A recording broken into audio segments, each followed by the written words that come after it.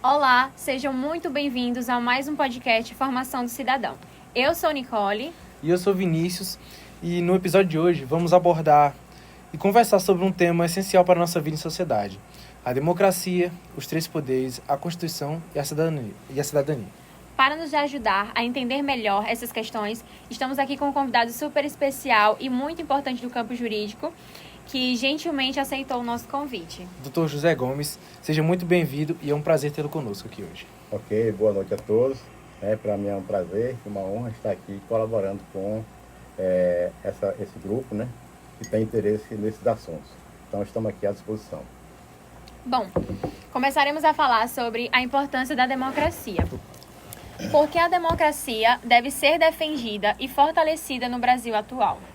Olha, a democracia, ela deve ser defendida porque ela é quem estabelece os direitos e deveres do cidadão. E também ela faz com que os governantes que nós elegemos trabalhem dentro das leis, né, para que nós possamos ter nossos direitos assegurados. E como os eventos de 8 de janeiro de 2023 impactaram a percepção pública sobre a democracia? Impactaram da seguinte maneira: veja só, nós temos hoje no mundo inteiro uma ferramenta que ela pode ajudar e pode destruir, certo? É a mídia. Então, veja só, no 8 de janeiro, o impacto foi violento porque ele atingiu diretamente os pilares da democracia. Porque quando você invade os três poderes, certo? Com muitas pessoas, e naquele momento o Estado, que era o Planalto, não tinha condições de impedir aqueles atos, ou só se fosse com uma medida extrema, né? Ou atirando contra eles, ia provocar um dano maior. Então, naquele momento ali, houve um dano à democracia e o povo em si foi aviltado, né? A nação foi aviltada naquilo ali. Poderia ter sido evitado? Poderia. Mas os meios sociais, né, a mídia trabalhou entre aquelas pessoas de uma maneira que eles vieram ao Planalto, aos três poderes, de uma maneira silenciosa e provocaram todos aqueles danos. Então, ela realmente provoca um dano essencial à democracia quando não é devidamente combatida. Então, a mídia hoje ela tem esse poder de melhorar ou de piorar uma situação. Sim. E de que forma a polarização política e a desinformação ameaçam o Estado democrático de direito? Pronto, veja só. No caso, a desinformação. Nós sabemos que nós moramos num país fantástico. Eu gosto muito do Brasil, conheço vários países no mundo, mas eu não trocaria nenhum pelo Brasil. O Brasil, realmente, a gente vive uma vida espetacular. Nós temos liberdade, nós temos o poder de ir e vir sem ter impedimento. Só que é o seguinte: o povo brasileiro não lê.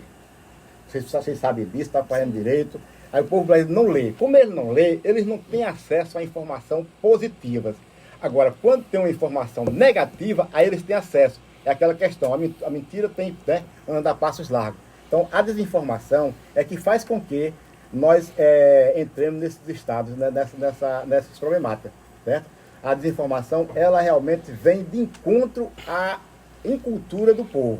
E o povo, por exemplo, uma mentira, ela é divulgada. Se eu, por exemplo, eu falar agora aqui que uma autoridade política ou mundial ou brasileira, ela cometeu um problema, e eu divulgo na minha rede social, então, eu tenho 200 seguidores, na hipótese, daqui a pouco 200 seguidores, manda para mais 200, manda para mais 200, e aí, de repente, você tem uma avalanche de mentiras e que são facilmente creditadas às pessoas. E elas, com essas informações, elas avançam negativamente em qualquer direção. E o que diferencia uma democracia formal de uma democracia efetiva e participativa? A democracia é o seguinte, olha só, foi criada ainda na Idade Média, né, pelos gregos, né? Temos povo, democracia, governo, veja só. Na realidade, a democracia, ela faz com que o povo, por exemplo, nós elegemos dirigentes para a nossa nação, certo? Quando a gente elege uma pessoa que realmente vai desempenhar o papel democraticamente, então nós estamos beneficiando o povo como um todo, certo? E aí seria o formal. Uma democracia não informal, não formal, ela leva o cidadão a não se inserir no contexto de democracia, certo? Porque o nosso objetivo de democracia é eleger pessoas que vão administrar o país em nome do povo. Ou seja, é um governo do povo para o povo. Mas nós sabemos que nem sempre essa realidade ela existe. Por quê? Muitas vezes a gente elege um representante que não nos representa. Ou seja, entre aspas, ele vai nos representar, mas no final ele vai representar apenas interesses próprios, interesse deles, interesse de empresas, de grandes conglomerados, e deixa o povo de lado, entendeu? Então, no caso aí, a gente tem essa desinformação em função dessa problemática de eleições. Pronto. Muito interessante. Agora iremos falar sobre o papel dos três poderes. Qual o papel de cada um dos três poderes na manutenção da democracia? Pronto. Então, olha só, nós temos três poderes no país, certo? O legislativo, o executivo e o judiciário. O papel do legislativo é legislar, criar leis, certo? E ele cria essas leis, e essas leis são submetidas aos componentes da Câmara e do Senado. Se essas leis traduzirem interesses populares, elas são sancionadas pelo presidente da República, certo? Aí vem o executivo. O executivo é aquela pessoa que administra a nação. São o presidente da República, os governadores, né, os prefeitos. Eles administram o presidente da nação, os governadores dos estados, né, separadamente, e os prefeitos dos municípios, certo? Então, aí vem a administração. Aí vem o judiciário. O judiciário, ele é composto por quê? Pelo Supremo Tribunal Federal, Superior Tribunal de Justiça, os juízes regionais, né? Então, eles estão lá para executar as leis. Ou seja, quando há um conflito entre um cidadão e o Estado, entre um cidadão e outro cidadão. Então, esse judiciário está lá para resolver essas ações. E como o equilíbrio e independência entre os poderes garante a estabilidade democrática? O equilíbrio é o seguinte, é que cada um tem que respeitar, por exemplo, o executivo vai até aqui, o legislativo vai até aqui, e o judiciário. Então, que cada um respeitar o campo de ação dos outros, aí é onde há o equilíbrio. Por exemplo, são poderes harmônicos entre si, mas são independentes, certo? Nenhum depende do outro. Eles executam o seu trabalho independentemente, certo? E aí cabe ao executivo executar, ao legislativo, né, legislar, e ao judiciário cumprir com o que foi determinado nas leis. E quais os riscos das interferências indevidas entre os poderes ou da tentativa de subversão da ordem institucional? A questão é o seguinte, por exemplo, um poder não pode interferir no outro, certo? Tem que haver o diálogo e a interdependência. A interdependência é só o seguinte, no sentido de um conversar, um fazer e o outro assumir a condição de executar, certo? Por exemplo, no momento em que há uma interferência, por exemplo, do poder judiciário no poder executivo, ele vai de encontro a normas. E de encontro a normas choca. E esse choque, ele não é ideal dentro de uma democracia, certo? O ideal é que cada um cumpra o seu papel para que não haja conflito entre ambos. Não havendo conflito entre ambos, tudo vai se desenrolar democraticamente e harmonicamente na sociedade. E abordando um pouco sobre a cidadania e a participação popular, por que o voto não é suficiente para o exercício pleno da cidadania? Porque o voto não é Suficiente para o exercício pleno da cidadania. O voto é o seguinte. Na realidade, o voto deveria ser essencial. Porque quando eu elejo um candidato, certo? Quando eu falo eu, o povo, elege um candidato, ele espera que aquele candidato cumpra com o seu papel, certo? Que seria o quê? Me representar. Agora, me representar, por exemplo, elaborando projetos de leis ou leis que venham beneficiar diretamente a sociedade. Quando na realidade a gente vê que, pode olhar, o pessoal costuma dizer, legislou em causa própria, né? Por quê? Eles fazem as leis para beneficiar somente a si próprios, grupos conglomerados, né? Grupos, famílias, e nunca em si a própria população. Entendeu? Atendeu aí? Veio a segunda parte agora. Ah, já foi, já. Já foi? Já. Pronto. Não, aí quais são as outras formas de participação política que fortalecem a democracia no dia a dia? Pronto. Essas outras formas é o seguinte, é a questão de você de haver sempre diálogo, certo? Onde há diálogo, há progresso em qualquer situação. Quando não há diálogo, aí não há progresso. Então, por exemplo, se um determinado, por exemplo, poder, né, não pode extrapolar a sua condição, não pode extrapolar o seu campo de ação, entendeu?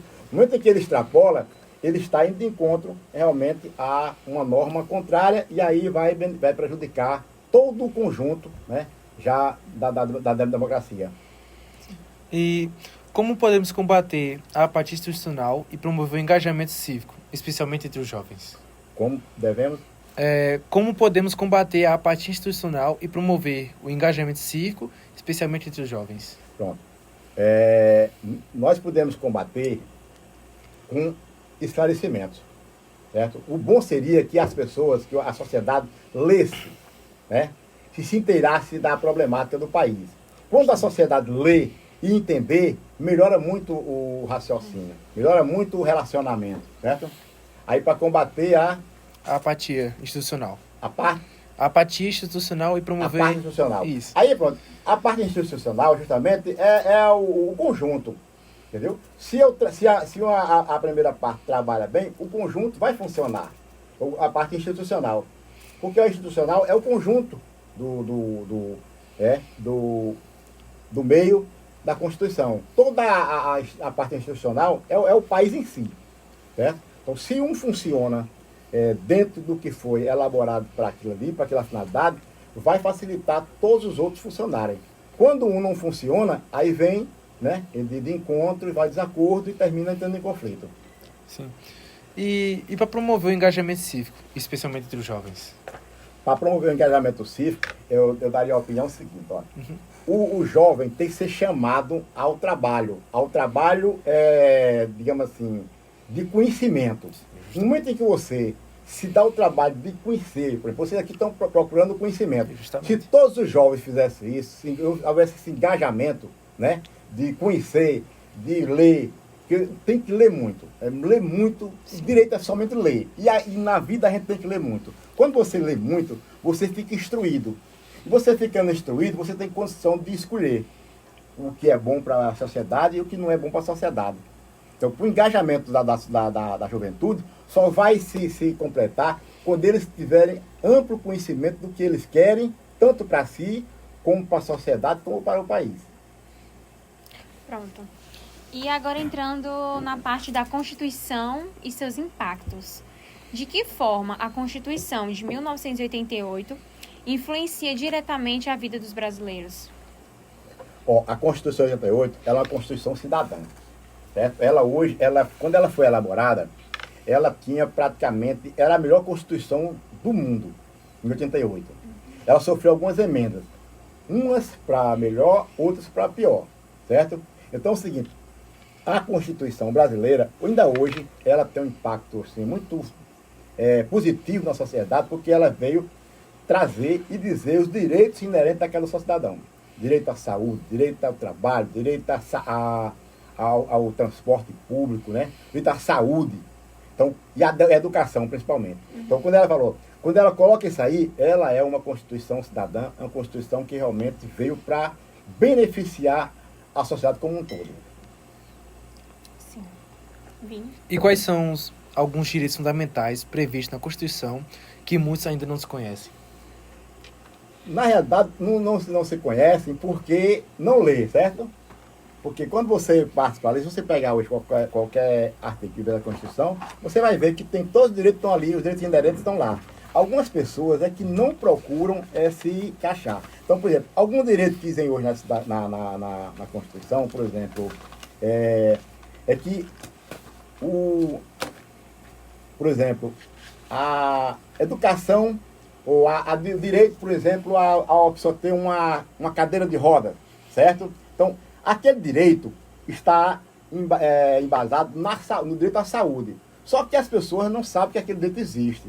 Por exemplo, você tem muito hoje, depois da Constituição e do primeiro governo de Lula, já se colocou o quê? Você tem direito a várias medicações, né? Que o governo tem que dar por obrigação para o necessitado. E muitas pessoas ainda não sabem que isso existe. E terminam comprando pela desinformação. Então, esses direitos eles existem, né? Por exemplo, o direito agora de viajar, né? de viajar de ônibus, até 2 pessoas vai gratuitamente. Né? Estão tentando fazer a do voo aéreo, ainda não está devidamente regulamentado, né?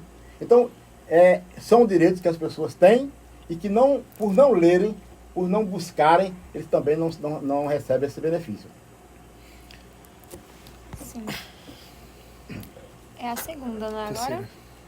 Como a Constituição atua na proteção contra abusos de poder e retrocessos institucionais? O abuso de poder, certo?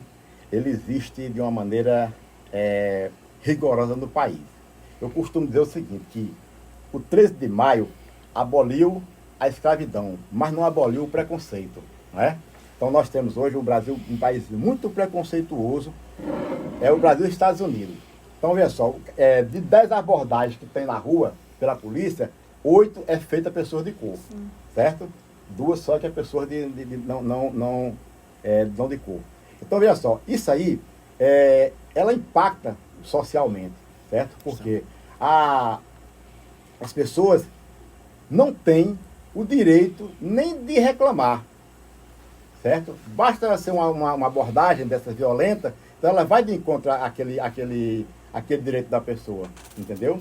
Então, se houvesse mais leitura, se houvesse mais engajamento da sociedade no esclarecimento, esses direitos seriam melhores absorvidos. Vini? E você pode dar exemplos de como um cidadão pode usar seus direitos constitucionais para denunciar injustiças ou exigir alguma melhoria para ele? Repete. Você dá os exemplos de como o cidadão pode usar seus direitos constitucionais para denunciar alguma injustiça ou exigir alguma melhoria. Olha, para a gente denunciar as injustiças, hoje até que é mais fácil, né? Você pode, por exemplo, hoje qualquer cidadão pode elaborar um projeto de lei, né? E enviar, por exemplo, para a Câmara, para um deputado e tal. E se aquilo ali conseguir a assinatura suficiente, pode se tornar uma lei, certo? Então, é a maneira de denunciar. A gente usa a imprensa hoje e as redes sociais para denunciar, certo? E aí, se aquela denúncia tiver... Ou então até o Ministério Público também, né? A gente tem o Ministério Público que está um pouco mais atuante e a gente pode denunciar qualquer desmando para o Ministério Público, né? E ele vai tomar as devidas providências. Bom, finalizamos. Doutor José Gomes, muito obrigada por essa conversa tão necessária e esclarecedora. Foi fundamental a sua contribuição aqui para entendermos melhor o papel de cada cidadão na construção da democracia. E agradecemos também por você que nos acompanhou até aqui. Esperamos que nesse episódio tenha despertado reflexões e vontade de participar mais ativamente da vida pública. Esse foi mais um episódio nosso podcast. Formação do Cidadão. E Até a próxima. Valeu! Muito obrigado.